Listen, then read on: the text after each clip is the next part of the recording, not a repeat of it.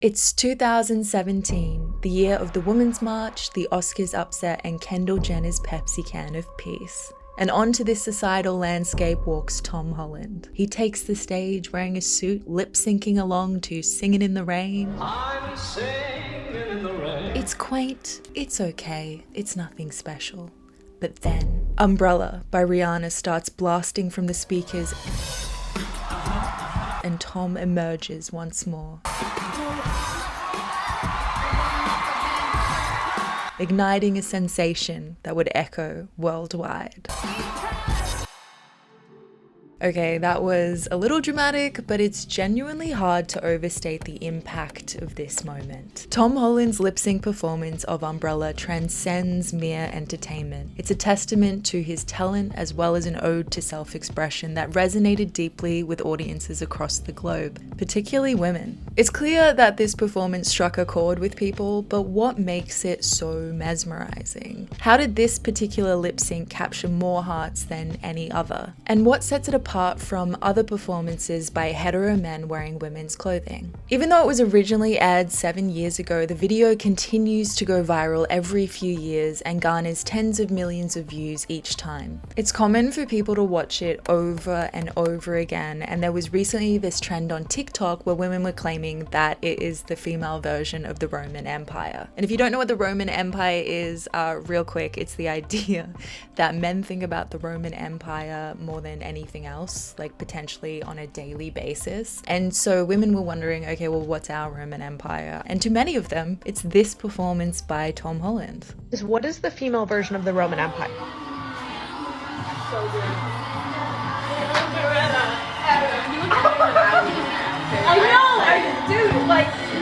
Firstly, let's talk about the overall performance. It is breathtaking. It's incredible, amazing. I mean, on every level, the talent, the ability on display, the confidence, the strength. I mean, he does flips and shit. He commands attention effortlessly, like you almost forget there are even backup dancers.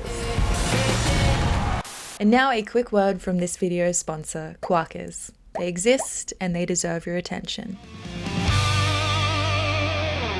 Of course, part of the allure lies in Tom's embrace of traditionally feminine attire, and this is what was focused on in the media. He was praised for it because it is most often played simply for laughs, with the central joke being how silly it is for a man to be in a dress. While others may resort to treating it like a joke to avoid scrutiny, Tom's authenticity shines through, earning him praise for his positive masculinity. But when asked to comment on this, Tom didn't think he was doing anything special. He said he grew up in a household with zero toxic masculinity and just wanted to have fun and put on a good show. And I think that's really great to hear, that he felt loved and supported enough growing up to truly express himself without a second thought. But while it wasn't really a big deal to Tom, it was a big deal to many others, including Kalhari Jayawira, who wrote an article titled Tom Holland's Umbrella, Womanhood and Me, wherein she says, in his complete commitment to a genre that is so often played by straight men for laughs, the Spider-Man actor's lip-sync battle performance embodies a femininity that I have been searching for all my life. From the moment womanhood appeared, I learned that it came with restrictions. I learned that the unconscious meaning of my movements, my existence in the world, was often shame. And so I rolled up my shoulders and hid the bits of womanhood threatening to escape. But Tom Holland, on my first watch, my 15th watch, my 50th, I could see that Tom Holland as Rihanna didn't have any of that shame festering inside of him. There is so much about being a woman that you were taught to be ashamed of growing up, that seeing Tom express femininity with such power and confidence is almost healing. If you go back far enough on Tom's Instagram, there are photos of him with flat hair and a mole on his chin, but you can see it in his face even then. His wicked, cheeky smile and direct gaze at the camera. He's always had that confidence. He was born with it. And in lip sync battle, he didn't curl inwards to hide any part of himself. And I want that. I want that too. So our society definitely favors more masculine attributes, which is why women aren't called out for dressing like men, but men are called out for dressing like women. But why is clothing gendered in the first place? Kilts, robes, these garments are culturally accepted. But once we label something as feminine, it's deemed a threat to masculinity.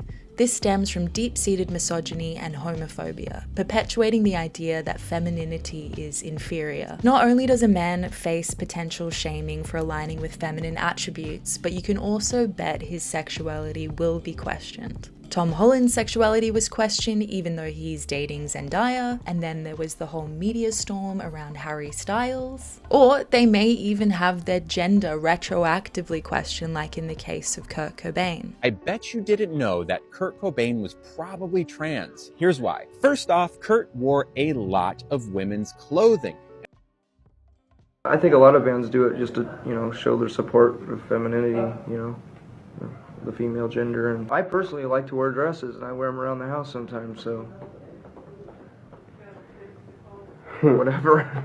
It kind of seemed like Kurt Cobain was just a feminist king. He enjoyed wearing dresses and stuff, he found them comfortable, and he supported women. He was a fan of femininity. Why do we have to suddenly say he was trans? We should also talk about how Tom's performance owes a significant debt to drag culture. For decades, drag queens have been the pioneers of self-expression through gender-bending fashion and performance. They fearlessly push boundaries and challenge societal norms, paving the way for moments like this. In highlighting Tom's performance, we must also acknowledge his privilege as a straight man. While his one-off portrayal of femininity is celebrated, gay men and trans women who express themselves similarly on a daily basis may face harsher judgment and condemnation. In his Metro article, Samuel Sims writes, "Although it is frustrating to see straight celebrities do something so easily that members of the LGBTQ+ community are often demonized for, I do think these men embracing a more traditionally feminine style is, in the long term, a positive thing. Seeing Hollywood icons normalize gender fluidity is only going to make it easier and safer for the rest of us."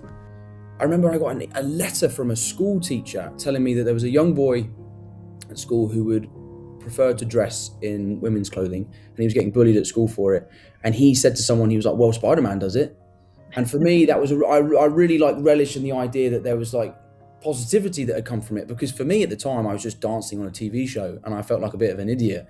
But I really look back on it fondly now, knowing that someone kind of took something from it and it was positive and helped someone deal with something. As we see more hetero male celebrities embracing traditionally feminine attire, we glimpse a shift towards greater acceptance and equality.